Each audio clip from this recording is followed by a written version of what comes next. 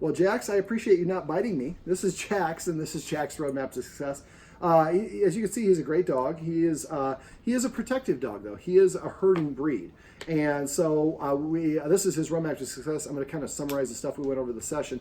I'm going to start off with the greeting because this is something you might want to have people that are going to meet us recreate. And so if they watch at least this first part of this video, if you're about to meet Jax, this will describe a good way to meet him in a positive way. So, for dogs, inside is kind of difficult, especially if he thinks that his job is to be protective of the home. So that's going to put him kind of on duty.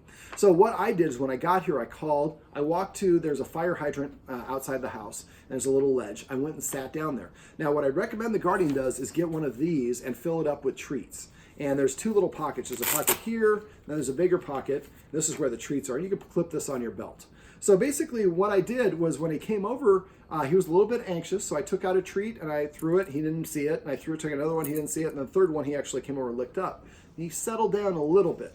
And when I'm doing this, I'm not giving him direct eye contact. For a lot of dogs, that's a challenge. So I was just kind of seeing him without looking directly at him. After I got him to take about 4 or 5 of the treats, and every time we had a car come by, the guardian moved him away. We just wanted to do this only when he's successful or when everything is right.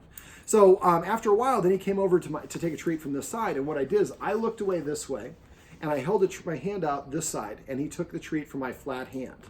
And after he took the treat, I left my hand here, and he came back and sniffed it and licked it a little bit, and he got to know me a little bit better. Dogs should meet by scent.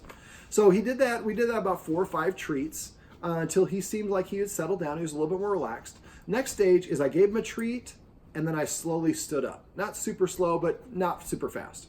And then I gave him another treat, and I walked around, and we walked down the street. We walked just half a block.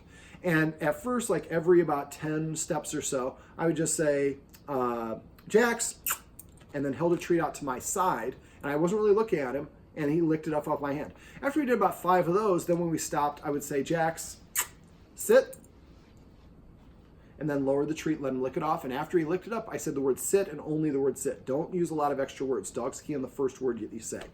And then we went, about 3 or 4 houses. We turned around, came back, crash.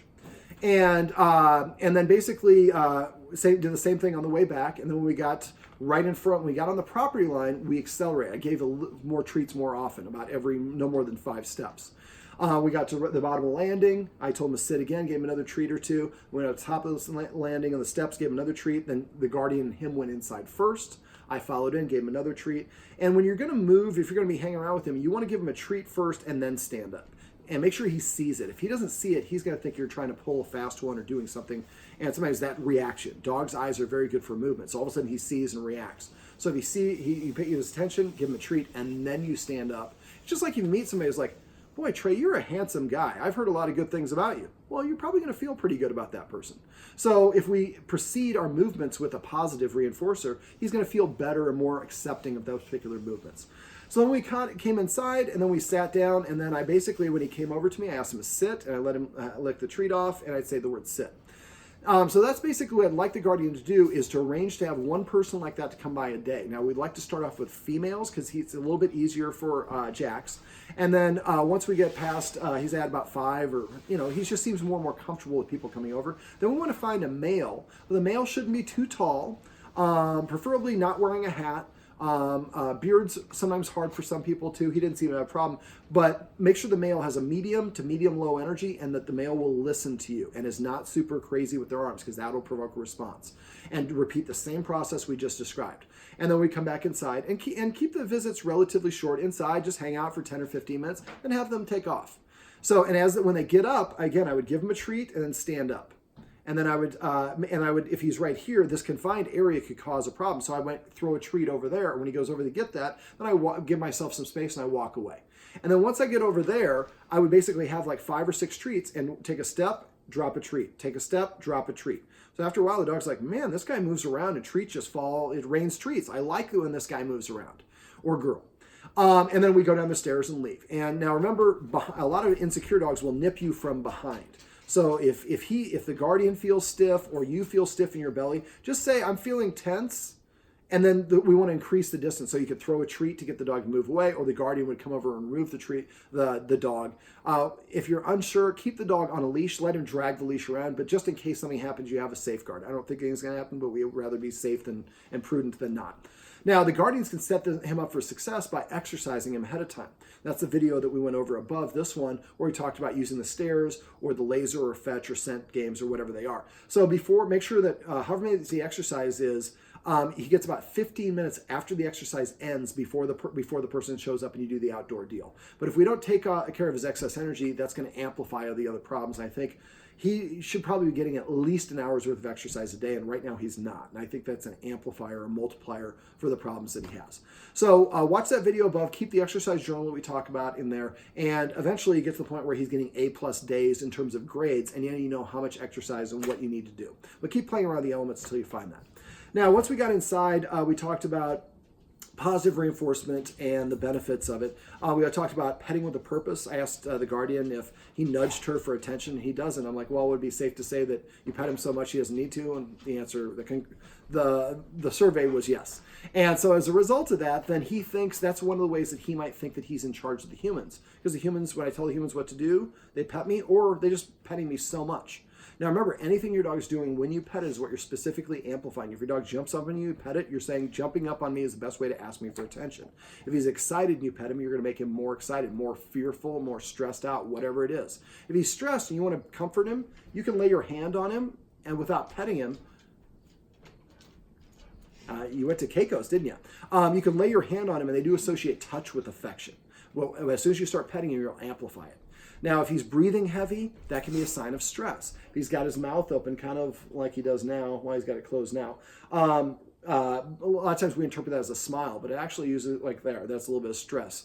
It could be just breathing heavy as well. Dilated pupils, ears flipped back, breathing heavy or holding his breath, licking his lips, yawning a lot, turning away, staring directly at the person is a big warning, or intentionally not looking at the person is a big warning. Moving very slowly is a warning that I'm moving really slow to let you know if you don't stop it, I'm going to bite you. And we don't want him to feel like he needs to bite. That's an interesting posture. But basically, we want him to see that the humans are going to get him out of trouble. So I showed the guardians a focus exercise. Remember to practice that focus exercise until you get to 15 seconds inside on the second movement. And then go outside and practice it, but let him sniff around. Don't compete with any distractions. And then go back to 1 second and work your way up to 15 seconds in the backyard with no distractions. Then on walks, go back to 1 second on walks when there's no distractions. Eventually, when you're on a walk, you say focus. He looks up at you and you're holding that treat and you're going 15 seconds down. He's running into stuff because he's not paying attention. That gives you the ability to use his focus to get him out of trouble. Right now, his focus is getting him into trouble. And so now you get his focus and you redirect him, move around a car or shrubbery when there's a jogger coming by. Joggers and bicycles and skateboards are hard for herding breeds because they're designed to nip to correct. And it seems like the skateboarder is out of control. So I'm going to go correct him. That's what I do. That's what I've been bred to do. Now, if you can find a farm or somewhere where he can actually do some herding to work, that would be wonderful for him. That's a great release of endorphins. It helps him feel like he builds his confidence. He feels like he's helping. It's a wonderful form of exercise. Okay, so we also talked about, petting with a purpose and passive training. Petting with a purpose, usually I say if the dog initiates contact, but here if he's not initiating contact, and he probably will because I'd like the guardian to play a little hard to get. So if he comes up and you want to pet him, tell him to sit. When he sits, pet him under his chin and say the word sit. And then you can pet him as long as you want. Now, if we have Trey come in and sees that Trey, one of the guardians is petting him and he's standing, Trey might suspect that we have forgotten to ask the dog to do something to pay for that attention. So if Trey says, paycheck, I would immediately stop petting the dog. I would tell the dog to sit, and when it sits, I pet him on the chin, and I'd say, Trey, actually, thanks for reminding me, but I actually did it the right way. But we don't want to argue about it because then that tells the dog, oh, they're on a different page, I can be on my own page too. So we just won't realize how often we pet without a purpose. And even if you just want to pet the dog, make sure that you're asking the dog to do something. After a while, what will happen is the dog will come up and start sitting in front of you to prepay for attention by offering you to sit, or if they're already sitting, you're going to ask them to lay down, or they're going to do some desired behavior. And then you pet them under the chin and say sit, and then you can pet them as long as you want. Now, the other side of that is what I call passive training. Right here, he just came up. I could pet him. I haven't petted him a lot, and I don't think he is really super wild about me particularly petting him because I don't know him enough yet. I probably could, but I'd rather be err on the side of caution. But if I have a treat and he come over to me on his own and he didn't know I have a treat, and I gave him the treat and said the word come, well, I wasn't asking him to come. He just happened to do it, and we did the end result that I liked. I rewarded him for doing it. So every time he does anything that you like, make sure you mark it and say the command word, and only, not good sit, just sit. So if he comes to you and sits, pet him and say sit. If he comes and lays down, pet him and say crash. If he comes to you, just pet him and say come. Every time he brings you a toy, name each individual toy. Now, all bones can be bones, all balls can be balls, but he brings you like a little elephant, maybe you call it Trump. Another one that looks like a alligator, you call it Gator, or whatever it is. Naming all your toys can really help. And that's also, I would do a command word for eating. So I asked the guardian to come up with a word. She couldn't come up with one, so Trey might have to come up with one. A word that means to eat. So when the dog takes his first bite of food for 2 months, he hears the word taco or lasagna, whatever you guys come up with. And so every time you say taco, he's like, oh, and he goes over and he eats his food.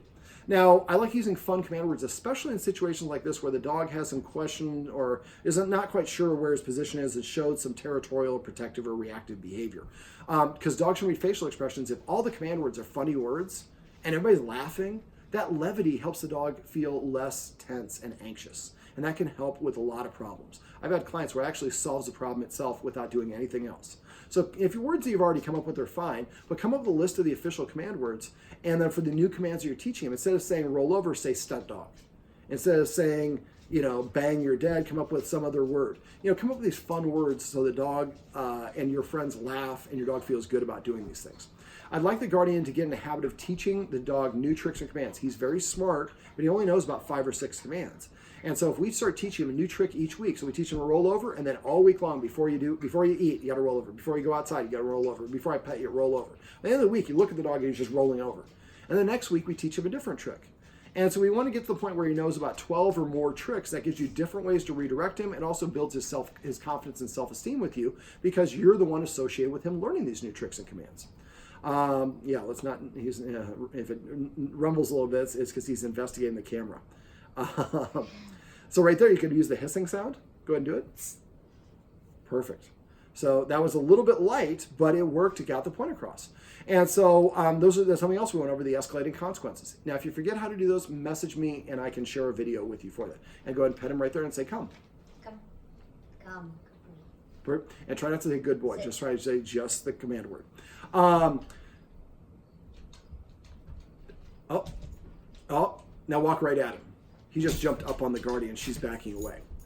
Now, for dogs, everything is a smell to them. We have we have pheromones here and in our crotch, and a lot of times dogs are attracted to those 2 areas. Don't take it personal. It's just what they're doing. Now, you can teach them not to do it, but if you back up when the dog's coming towards you, you're giving up territory. Right, buddy? Yeah. So if he does just walk right into his business, if he gets into your business. Now, for other people, I wouldn't do that. I would have you get in between. Don't have them doing any corrections. With him, any correction should be from somebody that he trusts and has respect for. Let me see. What else did we go over? I showed over the focus exercise. I have a video for that. Remember, if you forget how to do that, go there or message me. I can send you a link to the video. But that's a great one because it'll help him condition him to look people in the eyes and not feel like it's conflict. Now, if we do have people come over, and he's still a little bit stiff and the people don't feel comfortable petting him, don't push it. Wait for him to come over to them before that. But something else you could do is play a game of catch with him. So you could give him some kibble if he likes his kibble too, but just have him sit and have the guest say sit and then throw the treat and say catch or receiver or NFL or whatever you want us to see that means to catch it. So now that he can interact to engage with the guest at a distance that he feels comfortable. And after a while, he gets a little bit closer, and the guest's not touching him or doing anything inappropriate. And so he gains confidence, and he has a positive association or experience with it. Let me see. What else do we want to go over? I think that's just about it. Make sure you're eating something before you feed him. You shouldn't be allowed on the carpet here when anybody here is eating. Not allowed in the kitchen when we're preparing food. Not be allowed on the tile when we're eating food over there. Not be allowed in your bed without an invitation. And the furniture should be off limits for 30 days or as long as the problem's going on. At that point, invitation's a one-time pass. And it's for good behavior. So invite him up. He start growling. You have to get down. Also, remind me of that, the window downstairs. Make sure you put that paper at the bottom part of the window for that maintenance so he doesn't get rewarded every time he goes to the window. He growls and he thinks he made people walk by your house. Crash. Or whatever the word is for there. Make up that list of official command words, put it on the bulletin board or on the fridge, and if somebody's saying the wrong word, you say vocabulary, and the person goes, come. We don't realize how often we say 10 versions of the command word. Come, here, come here, over here, here boy, dog's name, dog's nickname. Well, it works, but we're making them learn all these different commands instead of making it easy by only having one command. If he knows 10 commands and each command has 10 command expressions, that's 100 words that he has to listen for out of the 2,000 to 11,000 words that humans say every day, each individual human. That's a lot. That just makes it hard for him to understand what it is you want. So only now am I trying to pet him. He seems comfortable with me. His ears are up. He's not stiff. He sat down while I'm still petting. He laid down myself. Those are good indicators. And when you have guests come over, we don't want to see him panting like this. So this tells me there's still a little bit of stress. What we'd like to see when guests come over, he's relaxed. He's not stiff. He lays down. He sits right away. He puts his back to the guest. He comes over and puts his chin on the guest. If he comes over and puts his chin on you, I would call that ask. I have one dog that when he licks me, I say kisses. I have another dog, he's a little dog. When he invite him on my chest, he puts his paws here, and I call that hug, and I pet him. So girls always want to get a hug from him. I'm like, sit down and say hug, and he jumps around their lap and puts his paws right here, and they love up on him, and he loves it. And so coming up with this fun command words of things he automatically does. Remember, never pat him on top of the head. And if all things are equal, try to scratch him under the chin to get that nose up and that proud body mechanic of feeling good about himself. Now I'm going to do the write-up and I'll post these videos and I'll call you when it's done. But if you have any questions on this or anything else we went over, you forgot to ask me something or something is not working, let me know. I'm hoping that for him, by flipping the leader-follower dynamic, rewarding desired behaviors and adding some structure, his belief that he needs to protect his guardians is going to go out the window. But if it doesn't, we can help follow things up with a behavior adjustment training session where we bring some people over and help him practice being around people and get him closer and more confident in that experience, build up enough positive associations.